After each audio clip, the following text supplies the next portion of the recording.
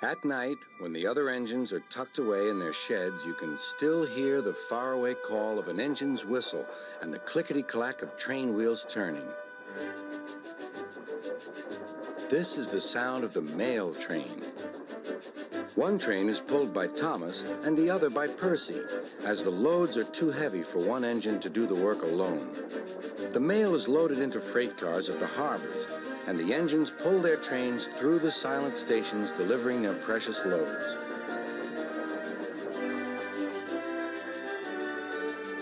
On a clear night, a big shiny moon brightens their journey, but often Thomas and Percy can't even see the stars. But whatever the weather, lamps along the track always light their way. One night, Percy was waiting at the junction. The main line train was late. At last, Henry arrived. Sorry, he puffed. The mail boat from the mainland was delayed. Come on, Percy, said his driver. Let's make up for lost time. Percy puffed along as quickly as he could, but the sun was already rising as he finished his work. Never mind, thought Percy. It's nice to be up and about when it's the start of a new day and there's no one else around. Percy was not alone for long. Bother, said Percy. It's that dizzy thing, Harold. Good morning, whirred Harold. I always said railways were out of date, but you're so slow with the mail. You should give everyone their stamps back. Percy was too tired to explain. Bird brain, he muttered. Good morning, Percy, called Duck. You're up early this morning? No, you're wrong, sighed Percy. I'm back, tired and late.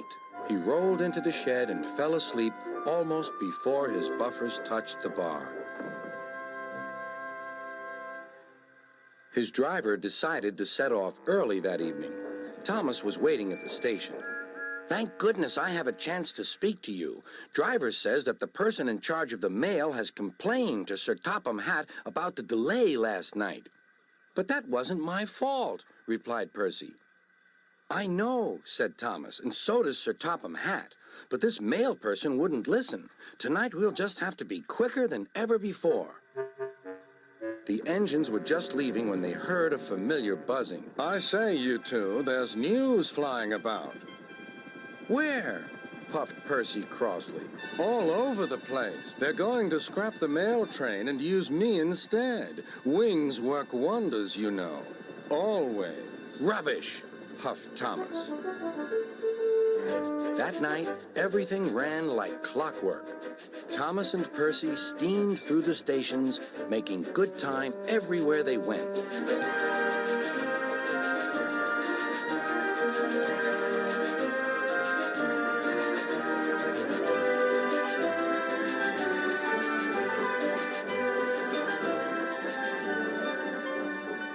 At a station, Thomas noticed a man looking cold and worried. He had missed his train home. We can give you a ride, said Thomas's driver, but it will be rather uncomfortable. Thank you, said the man. Anything's better than sitting here.